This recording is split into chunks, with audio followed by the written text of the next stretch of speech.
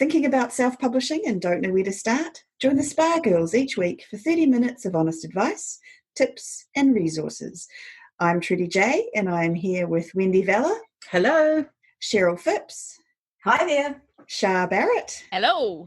And a very special guest that we are super excited about today, Yay. Laurelin Page. Yay. Hello. Hello. Thank you so much for joining us. We're very excited.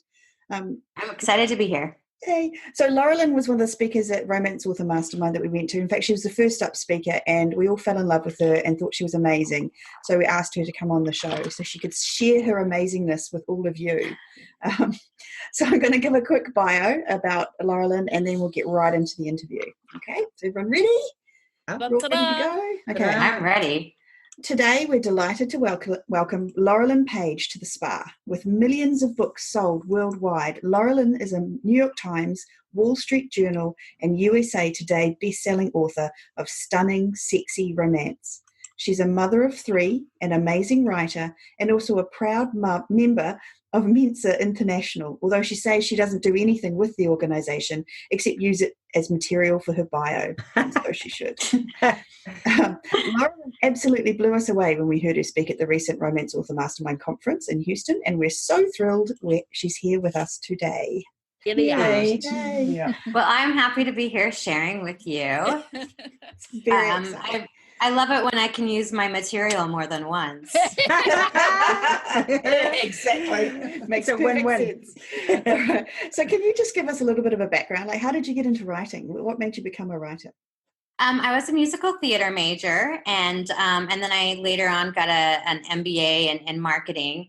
And I'd always been a writer, though. I'd always written songs. I'd always written little short stories for my kids and always had to do something creative on the side. So when I was at home with my kids and my kids wouldn't sleep at night, I just kind of started writing longer stories. And I wrote, first of all, kids' stories. And then pretty soon I started writing things for me. And that's how I started being a romance novelist. Oh, wow. Here I am. That's exciting. And when did you first publish? 2013. Okay, awesome. And sorry, how many books have you got out now in that time? I am going to finish my 31st book next week. Wow. Okay. Congratulations. Yeah. That's awesome. Congratulations. Yeah. So, and what's the genre that you mostly write in? Like, what would you describe it as? I call it edgy romance. Mm-hmm. So it's not quite dark, but it's contemporary romance that probably pushes some people a little bit. So it's edgy. Edgy, yeah. Okay. Yeah, edgy billionaires. Edgy billionaires. Yeah. That sounds perfect. I'm sure people will be excited to go and read your books hearing that. So let's talk about Backlist. Let's start with the Backlist. So can you explain what a backlist is, first of all? Well, a backlist is any book that is in your past. So it's the back of your list of books. There's kind of arguments or debate as to when a book becomes backlist. I know the great, wonderful Skye Warren, who did run the mastermind. She says she considers a book backlist by week 2 that a book is released. Wow. I consider books backlist after the year that you're in. So front list, I say, is everything that I release in the last 12 months. And everything that was from before these last 12 months is considered my backlist when we talk today. Okay. Yeah. No, that's cool. And so if one of the things you said at RAM was that there's an idea that a book has a shelf life, like, so that, and maybe that comes from traditional publishing, I don't know, but, and you kind of said, and that once it's dead, that you need to move on to the next book. And you basically said, that's not true. That's not how it works. Yes, I think that we really got in this idea, especially with the way that television used to work, honestly, not about books, but about television, because, for a long time we would watch it on Thursday night, right? You'd watch the show on Thursday night and then that's all you had. You didn't have any other time. And then I remember when Friends came out or NBC had Friends on the network and they had this great marketing campaign where they said, if you didn't see it, it's new to you. And they ran that in the summer. And all of a sudden, I think people started opening doors and seeing, oh, wait a minute, we can use material again and again. Yeah. But that kind of crossed over to books. We put it out and it's like a movie. The movie does well that first week, and that's all you really look at is your opening numbers, and you never look at the amount again. But hey, readers are here for a long time, and new people become readers every day. If we're only looking at 1 week, 1 month at a time, 1 year, and that's the shelf life of your book, then you're missing a lot of money. Yeah, that's very true. Yeah. So are there any other reasons why an author should look to their backlist, like other than, making that more money and keeping their shelf life going, that I can't think of? Well, I think that when readers first discover you, when they're really excited and they're like, oh, I love this person, they are happy to go back and binge all your other books because they want more from you immediately. Yeah. And if you don't lead them to your backlist, then they're going to start bugging you about like, when's your next book coming out? And you have that pressure. Yeah. That's a really good idea. If I find an author that I love, I will go back and look at all their old books and reread the whole catalogue. Yeah, absolutely. Yeah. So did there come a point where you said, I'm going to revive my backlist, or were you someone who always knew that was important for you? I was always desperate to keep my books up. I didn't want to fade away and become forgotten. I think as I had this little urgent thing that was like, no, don't forget my book yet. Who else can I market it to? So I'm not sure that I really knew that. Even though when I go back and look at marketing experience, I'm like, oh, I should know that. It just is what I learned after time went by, that I could do these things and my books would still sell in ways that other people that I was publishing with were not selling because they were not doing the same sorts of pushes. Yeah, that's really true. Because it's not just a matter of just letting it sit there, is it? There's some very specific things that we can do as authors to help the backlist. So let's talk through some of those. Yes, and I will preface that with saying that this year I am writing a series, and I knew that I was going to write this long series and people were going to wait till the end to binge it, to read it, and that if I wanted to keep my income the way that I usually need it to be with new releases being strong, that I was really going to have to spend some time on my backlist. So I did currently do all these things I'm going to talk about. I've done all of them this year in the last 12 months. So even though some of them might sound outdated, they aren't outdated. I was able to use them successfully just this year. Awesome. Wow. That's really good to know. Yeah. Yay! Golden ticking. Okay, so the number one thing I do, I first of all want to say that I always try to keep a calendar, and every month I want to have something that I'm focusing on. So I either want to focus on a new release, so I go through and put my new release through the schedule first. And then I go and pad around it what things I can do to my backlist. And every time I really try to use the backlist, treat it like it's a brand new book in many ways. So you see as we talk about this. So one of the things you can do is design a new cover. I think that's the easiest thing that people can do for their backlist, is to make it look fresh and to make people think that it's a new thing, and to get the attention of old people or new readers is to say, put a new cover on your book and put it out there. Even if your old cover is working, I recommend changing to new covers. I was even looking at the Apple charts today and saw that Kendall Ryan has changed the cover to Filthy Beautiful Lies, which is a very successful series for her. And I know those other covers have worked, but now she's trying a new cover, and she does that very well, very successfully. She's charting on an old book with this new cover that she has. Wow. And that's really funny, because it's like, even if you love those covers, even if you think they're the best covers in the world, have a look at changing them up, right? That's right. Don't be precious about your covers. You might really love it, but what looks attractive to people is new. People want to look at something new. Yeah, that's interesting. Yeah, very. And so, because that's something, because I think with covers as well, that we think of it as, I'm going to get this cover, and this is the cover of my book, and I'm never changing it until ever. Yeah. And so that's a whole different mindset, isn't it? The kind of, some of the things that you're going to be talking about is actually a changing the way you think of things like your cover. Yes, definitely. I think that does come from traditional marketers. You put a cover on and that's the cover you had. But we're indie for a reason. And for some of us, it's because we couldn't get published with traditional authors, or it's because we wanted to have the freedom associated with it. And if that's the reason, or even if it's not, lean into the strengths that indie publishing gives us. And one of them is the ability to make changes and update frequently in a world that's digital that requires a lot of updating. How often would you change your covers, Laurelin? I try not to change them. I wouldn't change them more than once a year for sure. I really don't try to change them on purpose, like, oh, I'm going to go and change this cover and that's the thing I'm going to do. But what happens more is I look at my backlist and I'll say, what can I do with this particular title that might help it stand out? And the very first thing I look at is maybe a cover change. I do have some titles, like I have a title, Free Me, that has been through 6 different covers since it published in 2014. So that's about one a year. Wow. And even this last August, the last time I did a free book bub on it with a brand new cover, I still got 10,000 downloads from my book bub, and it's still more than doubled the money of book 2 for the following month. Wow. Right. Yeah. That's awesome. Do you ever change back? Do you ever go, oh, that cover didn't work, and change back to the previous one? Yeah. Actually, yes. The Fixed on You series, I had changed them because Barnes & Noble didn't want to have sexy covers on their shelves. So they asked to have a different kind of cover, and I changed it to a different cover. And then, Barnes & Noble doesn't know how to sell my books better than I do. And I went back to the original cover, and my sales went back up. Yeah, that's interesting.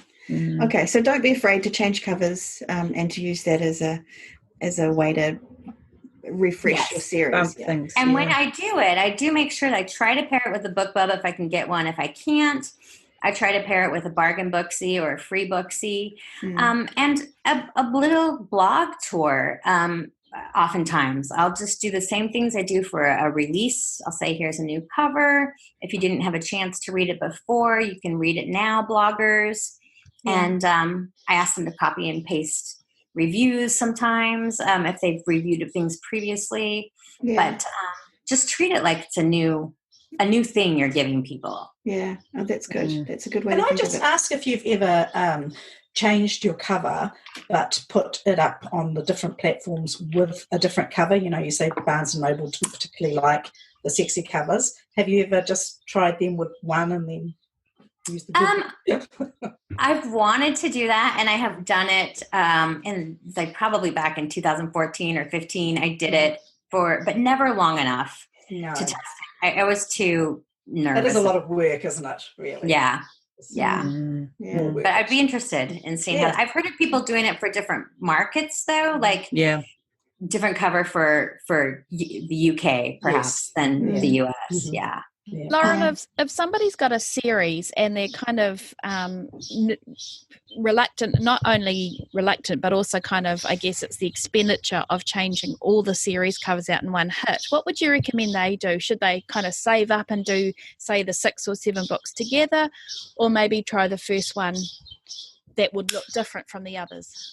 I say all of them together. I would save up and do them all together. And that is one reason why doing a cover change all the time is not the way to always get the book noticed. It's just a very easy one to first spot.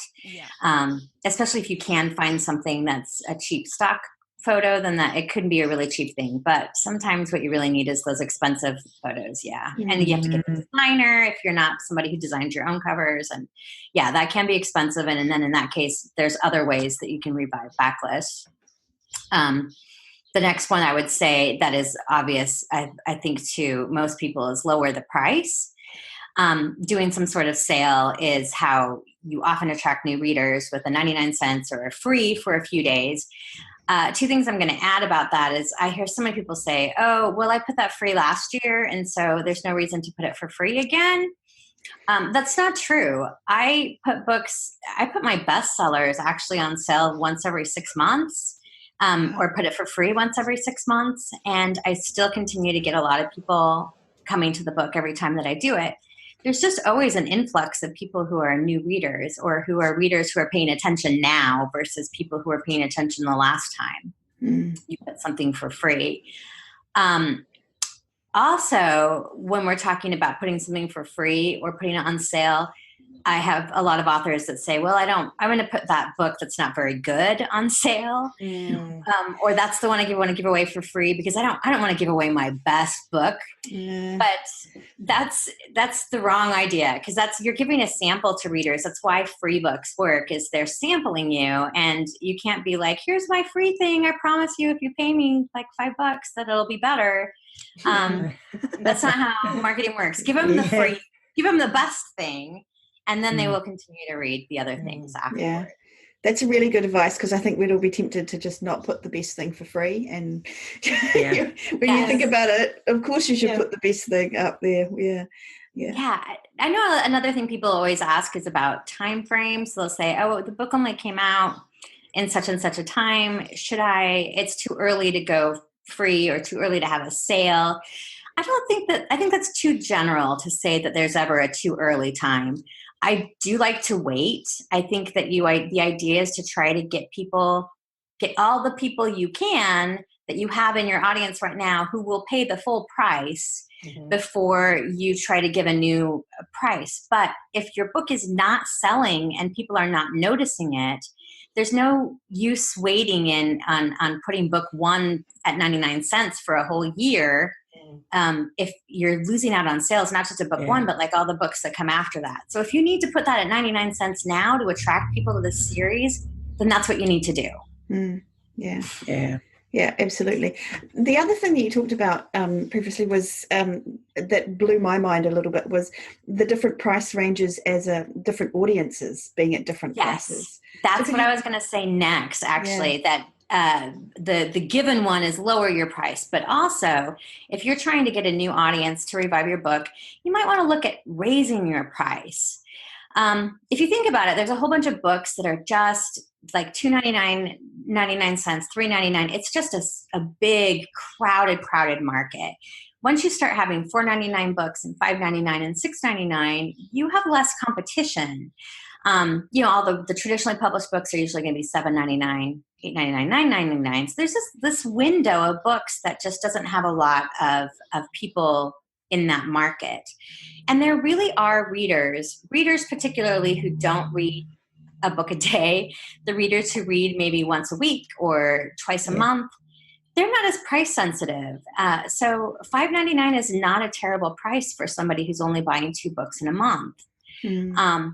And if the book stands out now and they see, $5.99, sometimes they're going to associate a different kind of quality with it versus the books that are all $3.99, which is weird. But I mean, think about like the places where you buy your clothes. And sometimes there's like, there's this higher price. It must be a better item than this t-shirt that's only $3.99, price does have a message behind it. And so when you do raise your price, you want to make sure that you look like you can sell that. Nordstrom looks like a Nordstrom. It does not, sell things that don't look like they belong in a Nordstrom store. So if you're going to raise your price, make sure you don't look like Walmart. Is word count relevant if you're going to raise your price? No, I really don't think it does. I do know that, I mean, you don't want to put your novella on the highest, right? At the same prices but I hear some people say, you can't charge $4.99 for a novella. Well, you can. I mean, traditional publishers do. You can do it if you can justify it with the rest of your positioning of your books around that. So it's about smart marketing around the whole kind of package, maybe, like thinking about how it's all working together. Yeah. So are there any other things around pricing that you were going to mention? You mentioned with Amazon using the price, the promotions in there with regards to price. Do you use those the Kindle Unlimited, the countdowns? Yeah, I don't really love the countdowns too much. I don't think it gives me enough bang. I'd rather use the free days.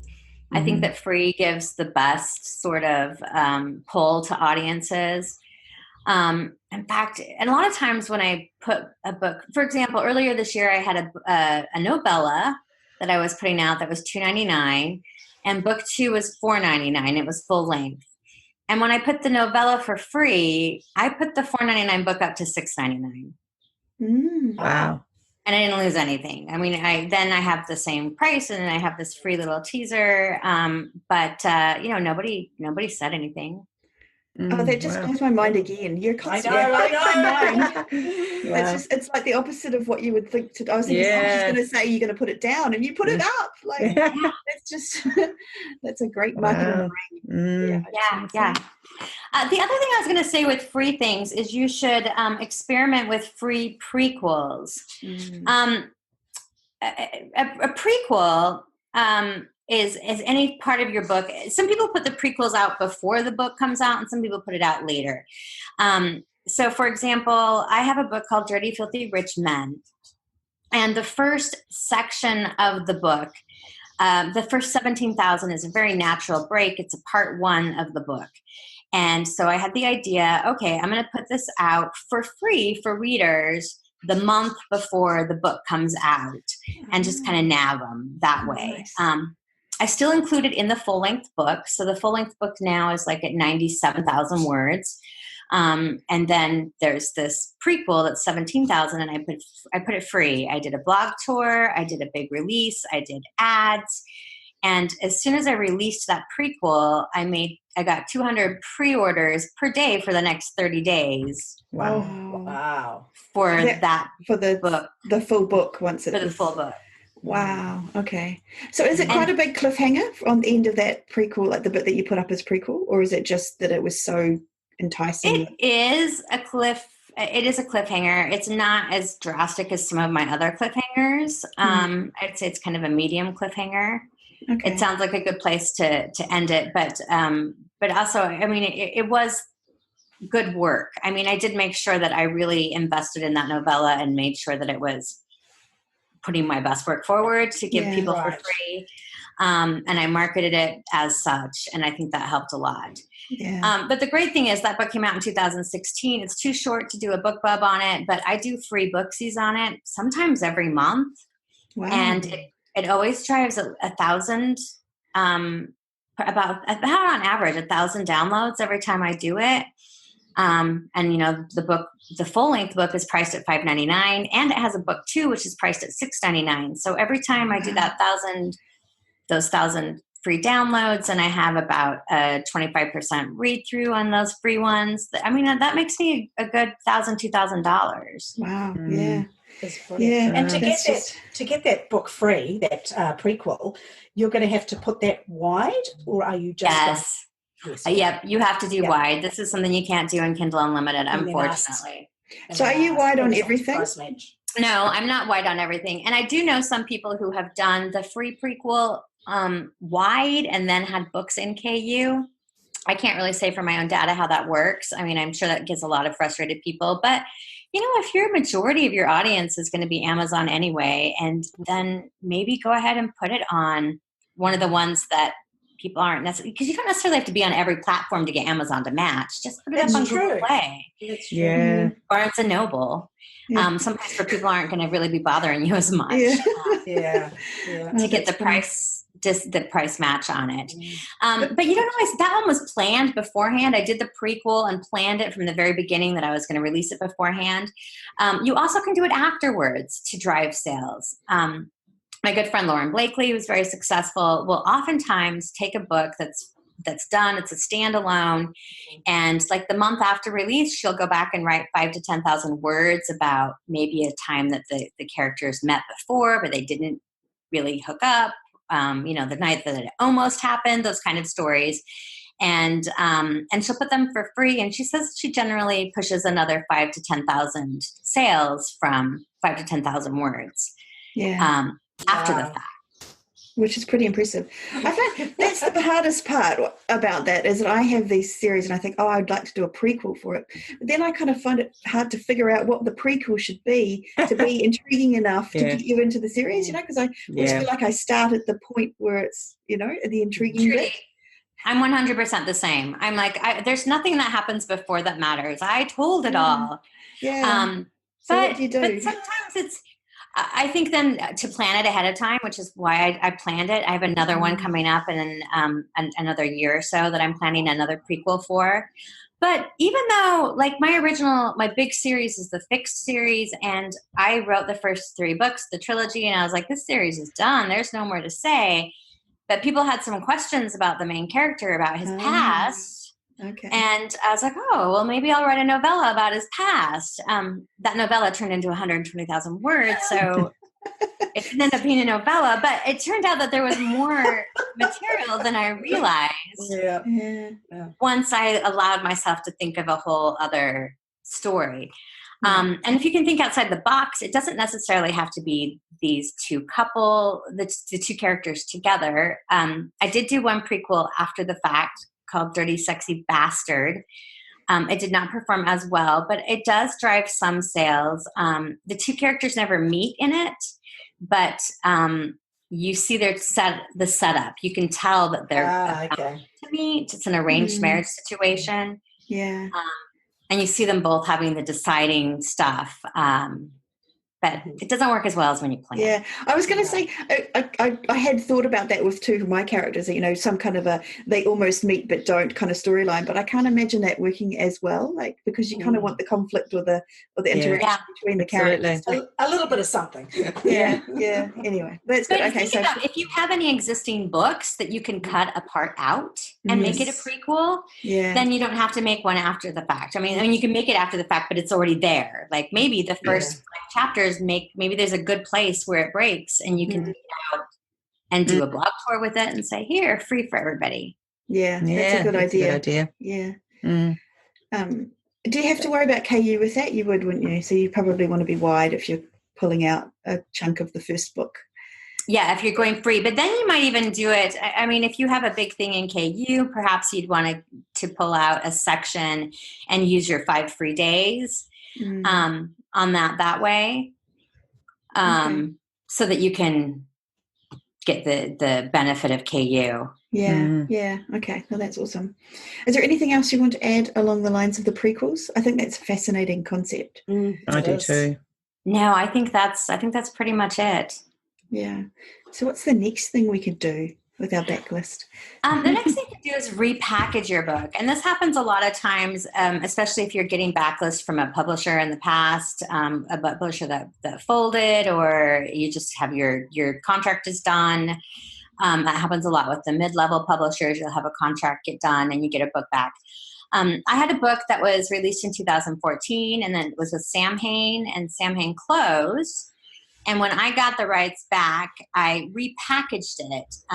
So I put it up as its own thing. I got it re-edited. I put a new cover on it, and I changed the title from Take 2 to Sex Symbol. It had been wide before, and I put it in Kindle Unlimited, released it in Kindle Unlimited with a note. This was previously released as Take 2. Ran book tour and ads the same way I would a brand new release. And it earned me as much that month as the new book I'd released the month before. Wow. So you can just repackage it and give it to people in a new like, here's a new thing. Maybe the thing that didn't attract people before, maybe readers didn't pick you up because they didn't resonate with the title, or maybe they didn't resonate with the description and the cover, but they might like the whole entire book if they had a chance to read it. Yeah. So you're really just selling it to them in a new form. Yeah.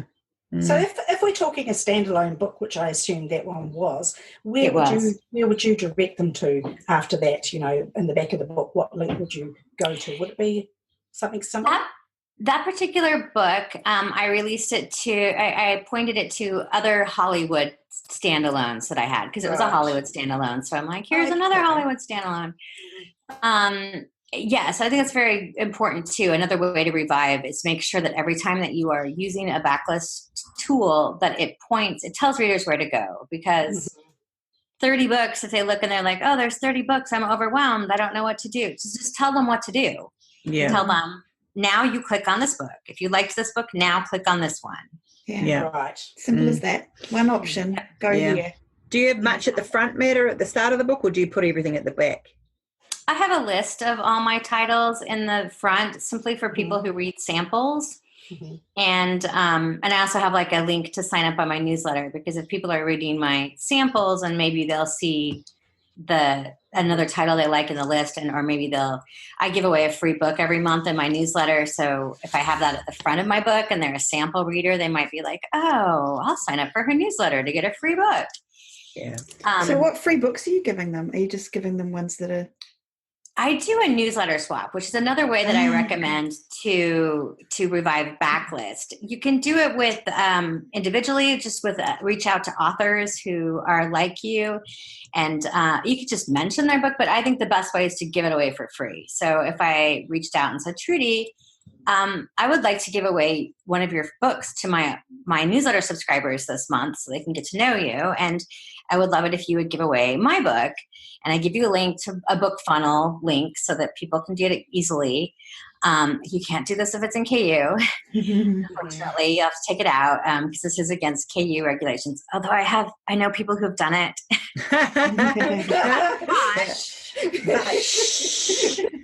I have never done that. Between us. Yeah. This is between us. And the thing is that people are always afraid when they do that, oh, I'm going to cannibalize my sales on my platform. But every single time I have done a newsletter swap, my sales have not changed at all, because it's really a contained audience. They're not really, the rest of the world isn't aware of what you're doing in this one little contained space. Yeah. And if you do it with the right author that has a similar audience, I can see a definite bump up in the book that it led to, whatever book that led to. I will see a definite bump afterwards, or my newsletter subscriptions will go up. Yeah. Which is important too, isn't it? When we're talking about sales, we're also talking about having people on our lists. Yeah. Exactly. So I make sure that I have that every single month. I make that a benefit of being a subscriber of my newsletter. I don't tell them who they're going to get for free, because I want them to be there for me. But along with being with me, you should know that I give away one of my friends' books every month. Yeah. How often do you send your newsletter? I send it about 2 times a month, sometimes 3. Okay. I know people are worried about, I don't want to tire out my readers. But again, that's another silly thing. If you got a newsletter subscriber, like, they signed up to get newsletters. That's what they sign up for. If you're worried that if you got them through a giveaway or somehow, and you're worried that they're going to go away if you send them too many things, then that's not really who you want on your newsletter list anyway. You want people who are going to open your newsletters and who are going to do things with the things you send them. So I think once a day is probably exhausting to people, but what? No. But I don't think that 2 to 3, I think once a week is fine.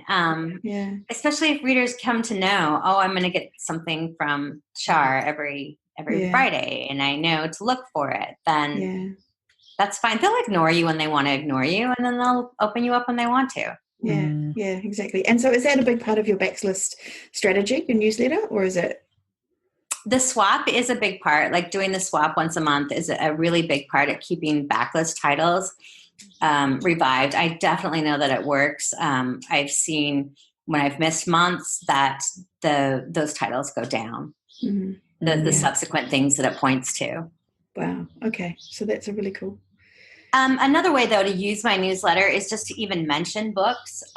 We kind of have, again, this idea that, this is my new release and it comes out this week in June, and I'm going to talk about it for this newsletter.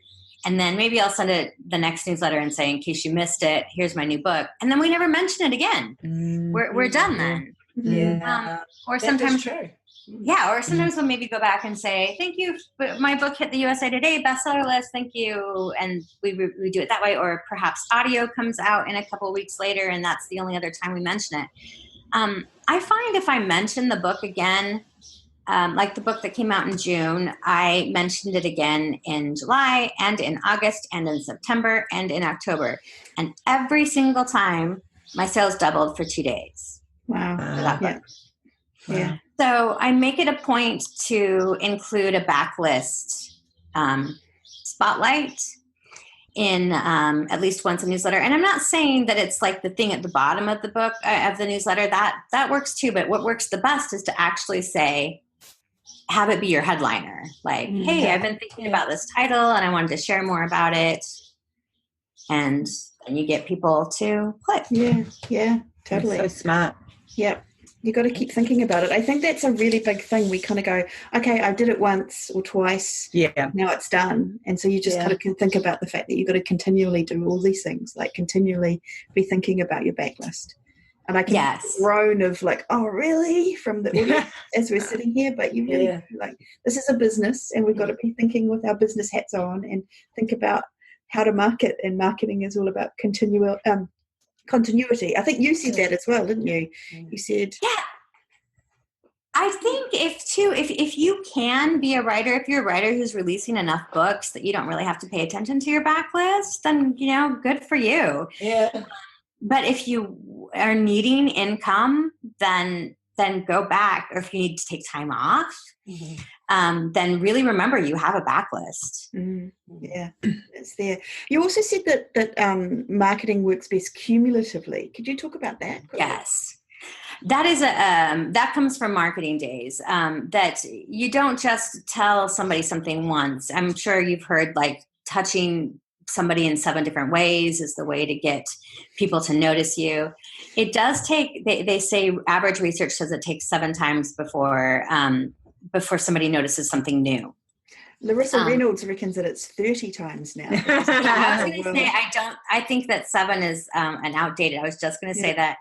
I think it's an outdated number, and I think that it's really specific. But the point being that you have to constantly put things in front of people. And if you even take like a second to think about your own things, like how many books did you like see the title maybe 7, 8, 9 times before you finally said, all right, I'm going to get it. Yeah. You kind of have to pester people. I know it feels like we're nagging or if everybody already saw it, but first of all, not everybody did, because the world is much bigger than you think it is. Or people weren't paying attention. But also people weren't in the right mind frame to buy it maybe the first time they saw it. So now maybe they are. Maybe this month they're not reading romance. Maybe this month they're only reading nonfiction and they're taking a hiatus or they're just binging Netflix. And so the next month when they are reading, give them a book to read. Show them that you have books. Yeah, that's really good advice. And it could be finances, couldn't it? That stops them from clicking on your book. Oh, yes. Like, I'll get that later. And absolutely. Very good intention. Yeah. Yes. And definitely now that the market is so crowded, there's not a rush for readers to buy. So readers are not coming out and buying release day books like they used to, because they're waiting for their paycheck and they're like, there's no rush. I already have 4 books on my to-do list that are more like probably 400, but I already have 4 books that I want to get through. I'm going to finish them and then I will go get it because there's no rush. It's going to be there. Yeah. So and if you don't remind them, remind them about that book again, they might forget that and move on to something else. So you need to be reminding them. Yeah. So what's the next thing we can do for our backlist? Was there anything more that you wanted to? Oh, definitely. I love it. Another idea is to move your books in or out of Kindle Unlimited. I know there's a lot of people who are strictly Kindle Unlimited authors and and that's where they want to stay. And that's awesome if you want to stay Kindle Unlimited or if you're wide and you just want to be wide. But if you are looking for ways to use your backlist and you need to have some more money, then that is a way to consider to do it. If you're moving things into Kindle Unlimited, I really recommend that you have more than one book because those are real binge readers. And after they read the one, that's where you really make your money in Kindle Unlimited is if you have backlist titles. So when I put things in Kindle Unlimited, I always make sure I put a bunch of things together that are grouped together. When I take things out of Kindle Unlimited, I kind of do the same thing. I like to make sure that, I'm always wide, so that's not a problem for me. But if you were just going to bring one book out, I would say that's not good because if they loved you, then they would want to read more of your books. And I really try to treat that like either way, going in or going out as another blog tour, like a brand new release. I send out the notices to my blog people and I have my ARC team review again if they want, because the people who were wide readers, the minute they hear KU, lots of times they shut down and they stop paying attention. And now that you're wide, they're going to start listening because you have the new word. Like now it's on Apple, and they're like, "Oh, that's what I was waiting for." Yeah. And the same thing, vice versa. There's a lot of KU readers that don't listen to an author's name, have no idea who an author is until they see it's attached to Kindle Unlimited. And so if you don't do a full-blown tour, if you just drop your books in Kindle Unlimited and hope people will notice them, that's not really how it happens. So I try to get a book bub with it to help bring exposure. I sometimes try to do a cover change then. But I definitely do a blog tour. So when you do your blog tours, do you just approach the blogs that you know directly, or do you go through a company, or how do you recommend people do that? Well, I'm lucky. I do all my marketing in-house, but that's sort of misleading because my assistant, one of my assistants who I've had clear since 2014 and who was with me before she'd started doing anything else, runs her own PR company now, Candy King PR. So it's in-house, and she was my assistant first, and I call her my assistant rather than my PR person. But she knows she does it, treats it just like she does her other PR people, and she has her blogger list. And but it's basically the same thing. We give it again to my ARC team, and we tell my team, look, this book already came out.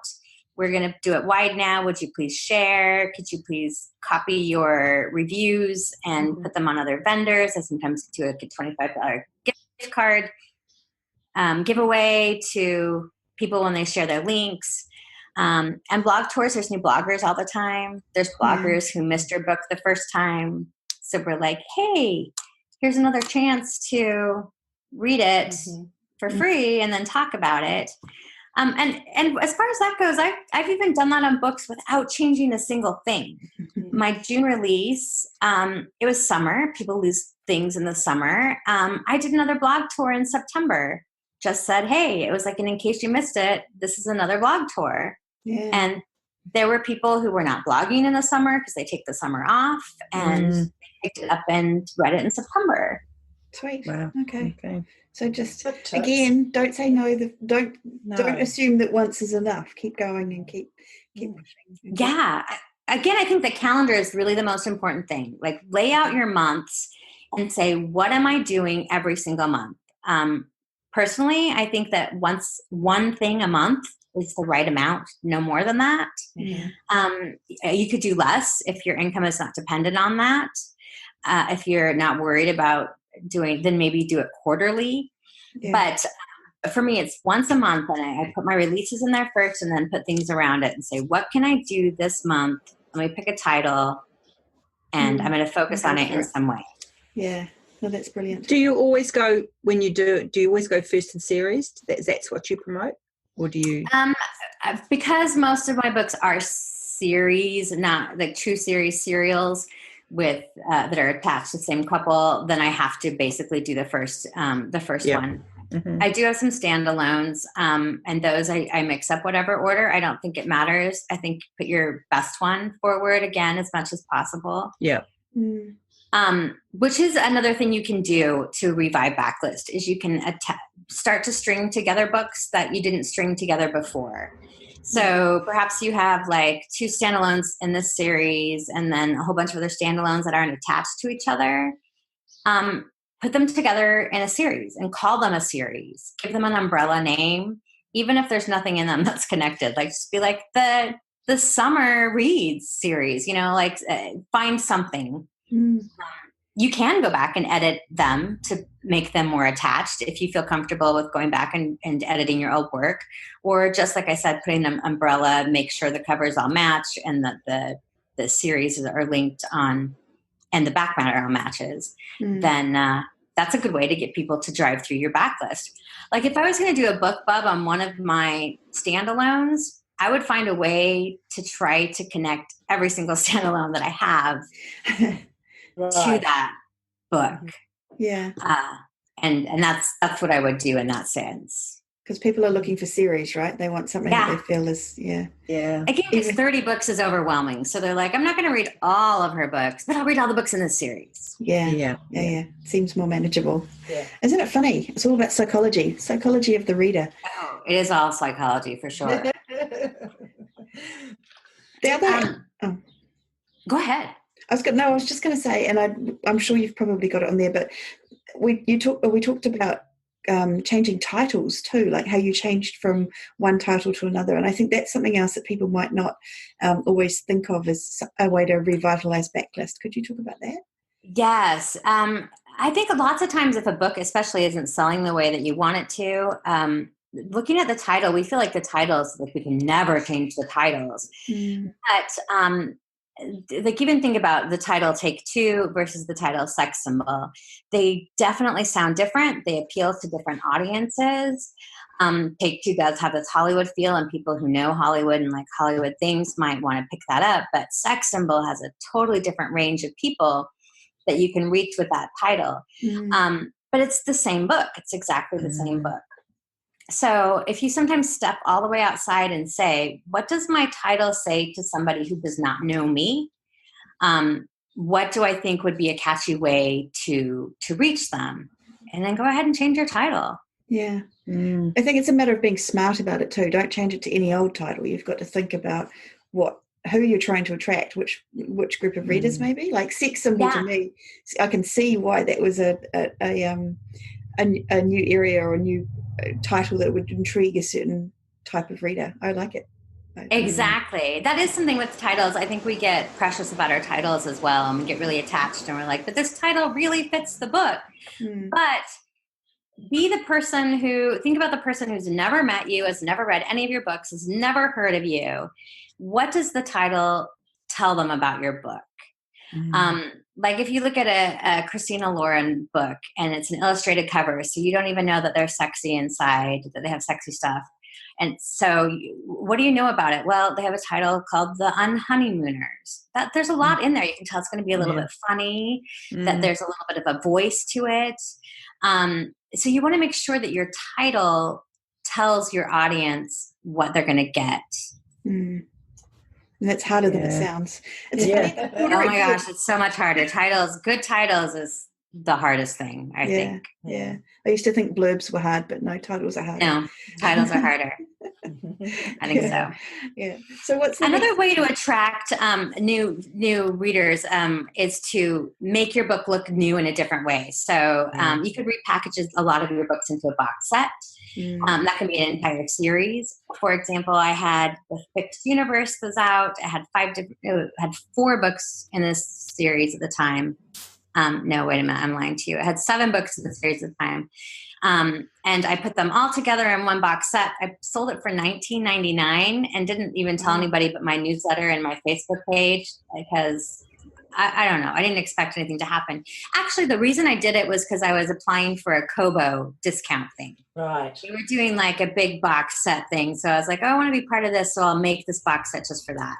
Yeah. I made $4,000 that month on this promote because it looked like a really good deal to people who were taking the leap into Laurelin Page. Wow. So a box set's a whole different audience, or are they the same people but buying in bulk? Or I think there's a little bit of both. I think there are people who really love box sets and people who don't. Personally, I don't like to read books that are in box sets. I want to read them individually because it just feels like I have so much more to go when I'm reading a book, even if I plan to read all of the books in the series. But there are other people who think all bang for the buck, and they're like, yay, and they want to stay in the same world and the same book. So there are some people who have a different audience there. So look at what is, when you do that cover, if you're going to package them together, look at what is reaching people at the time. Look at the Apple charts. I think it's always the best way to see what's really trendy across all the platforms. And see what kind of box sets are selling at that time. Or if you're wide, if you're in KU, of course, just look at KU. And it doesn't have to be a whole series. Like you can get creative with that as well. You could do a Laurelin Page starter set. Like I just did one called Dirty Beginnings. It was 3 first in series put together.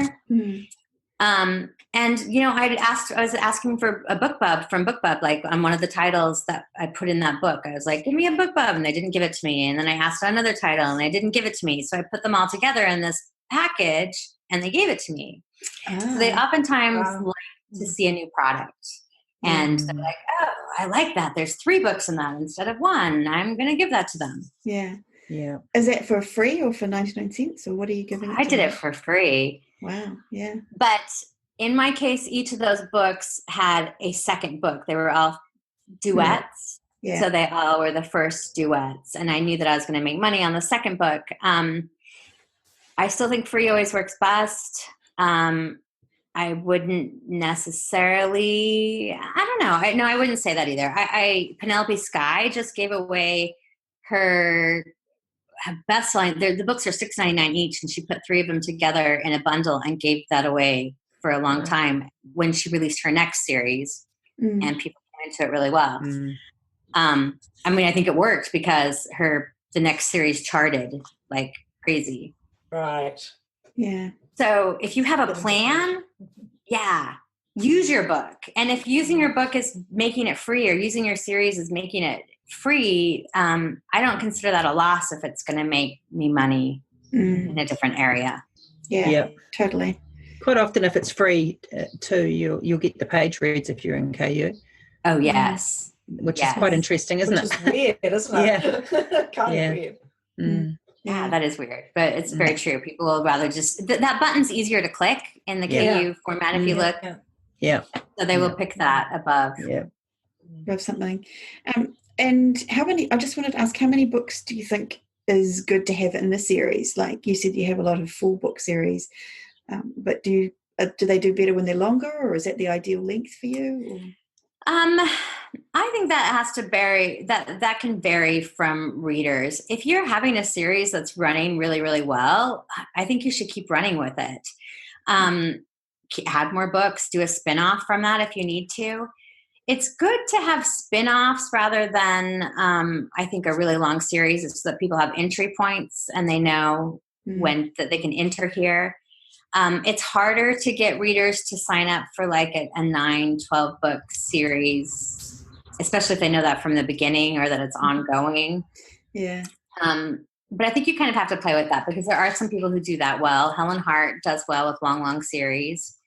And personally, I think that duets work really well for me. Okay. It gives me a lot of room to play with the first book, and then the second book carry all the income from it. Yeah. I try to almost make everything a duet rather than a standalone, to tell you the truth. Yeah. So no standalones, but duets at least, if not, duets. Actually, to stop at duet. That's interesting. But you do reach a different audience. I do have to say that there are standalone readers who only read standalones. So if you are a standalone author and that's what you write, then your series, like, connect them in different ways. And then, like, if you have 3 books that are doing really fantastically, then you can write 5. If you told your readers there was going to be 5 in this series, though, of individual couples, and it's not selling that well, you can always stop. You don't. That's another benefit of being an indie. You don't have to fulfill the thing of the 5 different couples. You can say, something came up. I have a different series in mind. Keep it on. Yeah. And change your mind. You're the boss. Yes. And you need to do what's best for your business. That's right. Yeah. And you don't even have to bring it up why you did it unless somebody asks you, contacts you, and asks the question. Oh, yes.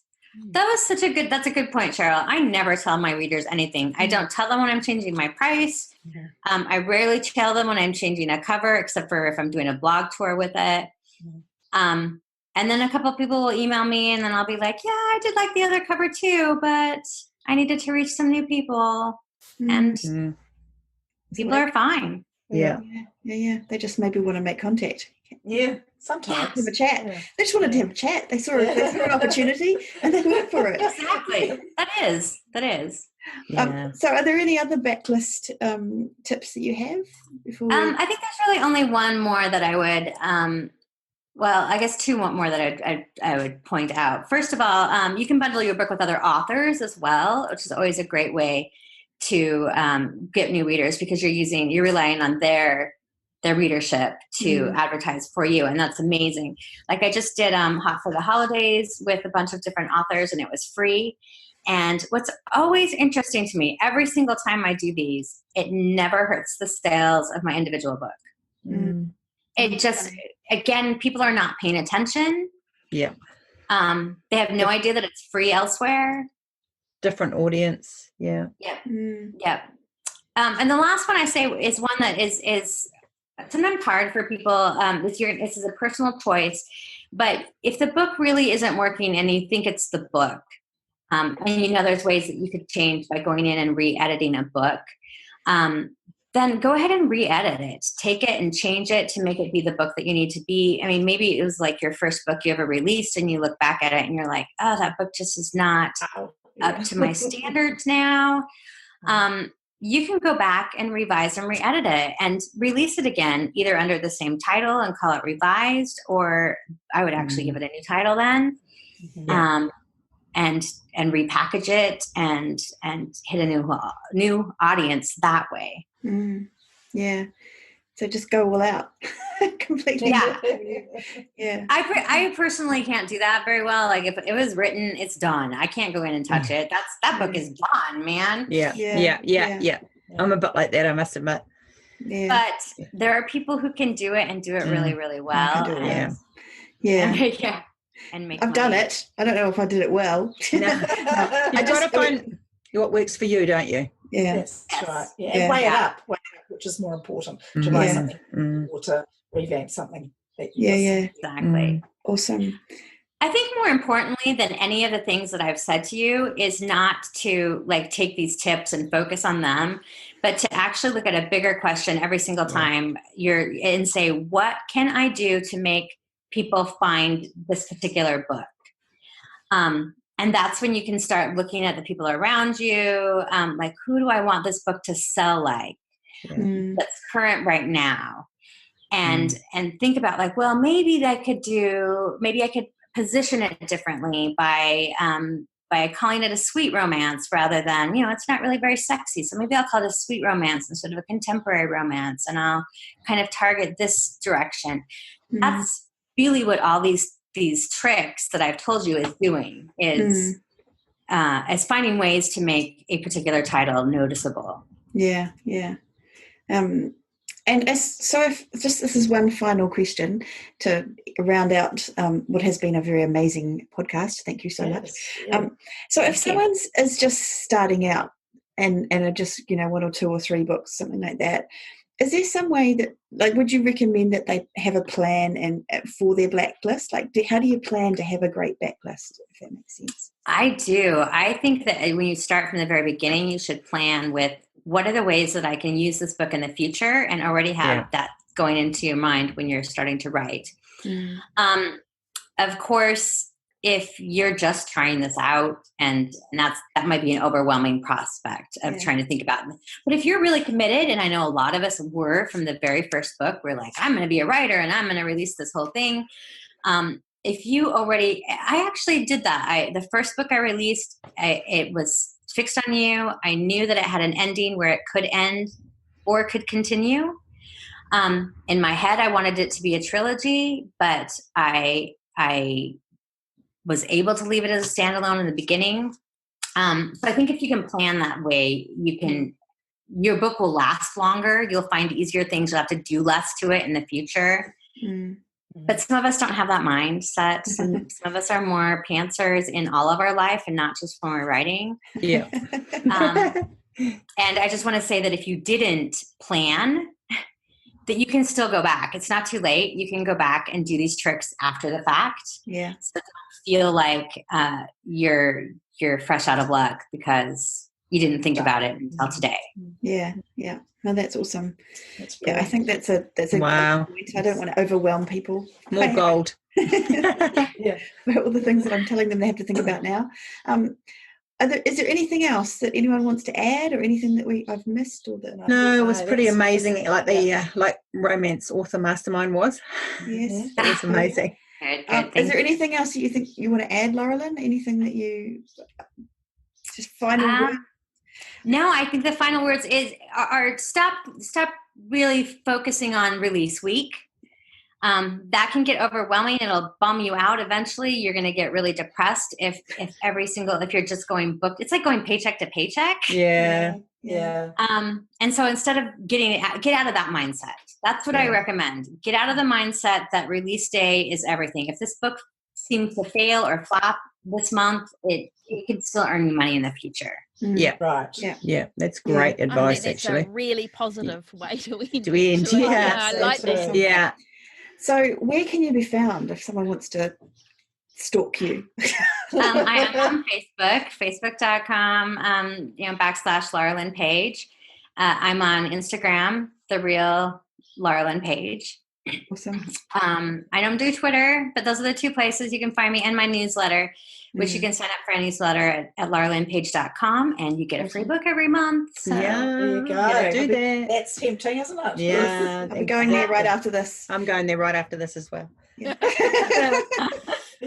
Awesome. And where can we be found, Shah? And we can be found at spargirlspodcast.com. And we don't give away a free book each month, but we do have a weekly newsletter filled with Spar Girls tips, tricks, and humour.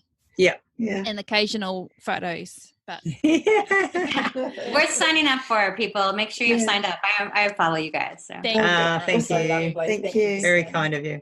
All right. Well, this has been another fantastic episode of the Spar Girls podcast. It's been a delight to talk to you today, Laurelin. Thank you so much. Yes. Thank you for having me. I appreciate it. No worries. And we will be back again next week. See you all. Bye for now. Bye. Bye.